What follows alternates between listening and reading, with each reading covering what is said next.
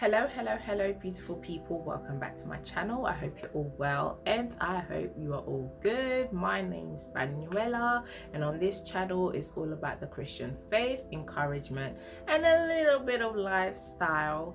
And yeah, today I really just wanted to share with you guys everything I've learned now that I've entered into the 7th year of my marriage.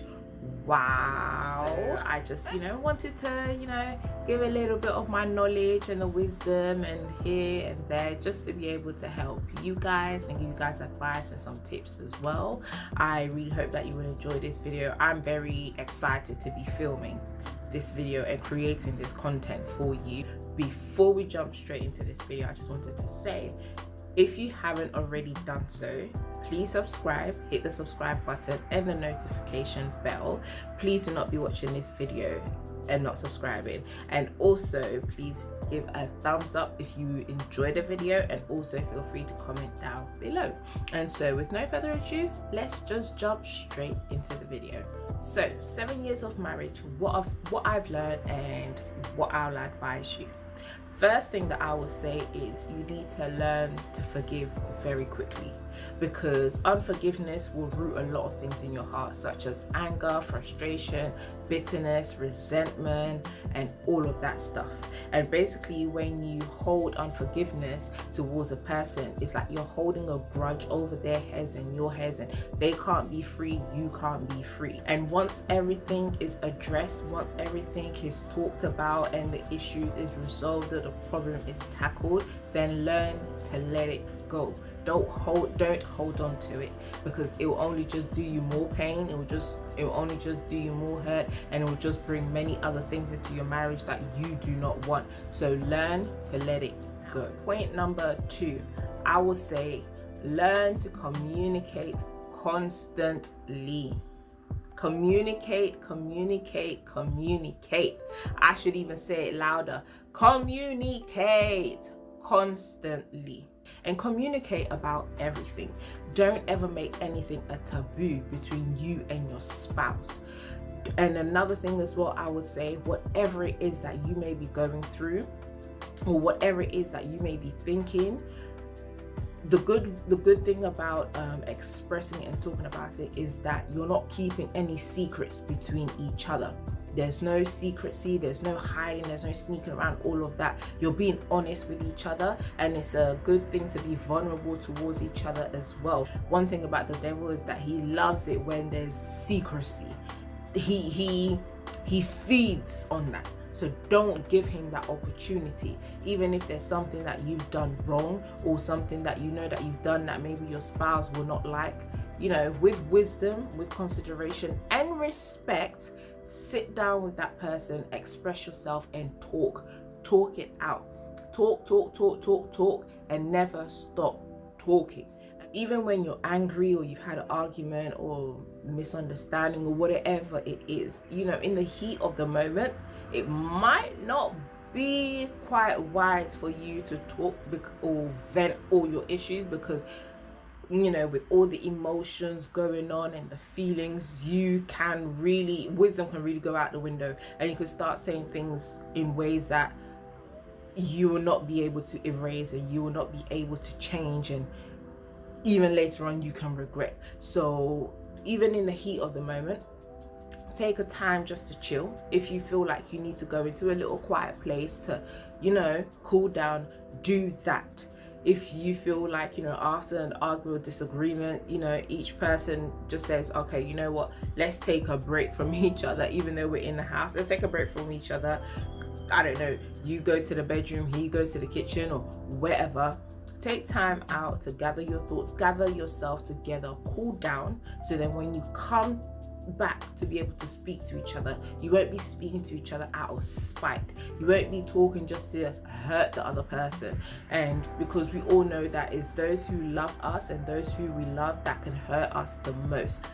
With so many of marriages that we hear, which unfortunately has broken up or broken down, one thing that we can sometimes see is that the lack of communication has been one of the biggest factors to the leading of the breaking down of that marriage. And so I'm really, really, really hard on that. Communication is key. Never, leave communication out of your relationship and your marriage.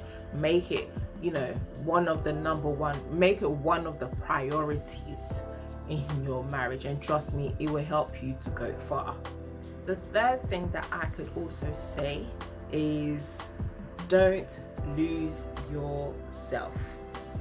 Let me explain. Sometimes when two people come together, they get married, or they enter into a relationship, it's so easy, if you're not careful, to fall into being in the shadow of that person. You still matter. The things that you enjoy, your opinions, your values, and your way of thinking and everything, it still matters. And in marriage, it's a partnership, meaning that whilst two people come together, you both have things that each other needs, and you are both bringing things to each other. So if you come into a marriage or into a relationship and everything, you completely forget yourself and you completely neglect yourself, in the long run, it can lead to a life of it can even lead to regret in the long run, and even also resentment, because you put somebody else before you so much to the point where it became all about that person. Please, especially ladies, because it's so easy, like with us as women, it becomes all about our husbands, then it becomes about our children, and we're so quick to put everyone first, we're so quick to put everyone before us, and then we come second place, and then we start neglecting ourselves and sometimes even deteriorating, and then people will be looking at us like, wow, okay, when you were single you were looking good, but now that you're married, it's like you're just looking hella stressed, like what's going on? We don't want that. What you need to remember is that even though you are a couple and two becomes one, but you're still an individual. Yeah, and so it's still important to learn to develop yourself. It's still important to take time as well to learn about yourself, because you're growing, and to also invest in yourself. Don't let marriage be a means for you to stop learning, to stop developing, and to stop investing in yourself. Don't allow marriage to be that. Keep making yourself look good. Keep, the way that when you were single, you'll get your hair done, your nails done, you'll buy yourself nice clothes and stuff like that. Still do that, I just want to leave this word to the singles out there. Whilst you're still single, really take the time to heal from past pains, from past hurts, and even deal with your insecurities, because it's very, very, very important. Because by taking time to heal, by taking time to really confront those issues and the problems that you have, it will be so much more better for you in the long run than for you to try to be in denial and try to shove it under the rug and just hoping that all these issues and problems will go away, and then hoping that when you get into a marriage, it will fix all of this, because it won't. Come before the Lord, ask Him to expose your heart to yourself, and ask the Holy Spirit to help you to be able to deal with the insecurities and the struggles and the past pain and the past hurts, and He surely will. Get the professional help if you need to. Speak to somebody if you need to. In all of it, just deal with it. Another point, and lastly as well, build yourself up. So build up your character. Learn to be a forgiving person, learn to be a patient person, learn to have self-control.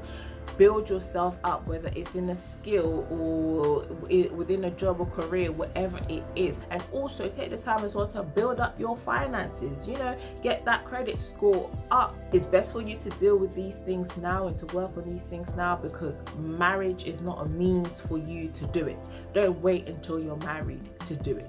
Do it whilst you can right now, because at the end of the day, tomorrow is not promised, and marriage is not a factor that resolves everything and anything. There's many people who refuse to do these things and enter into a marriage, and it's just a whole mess.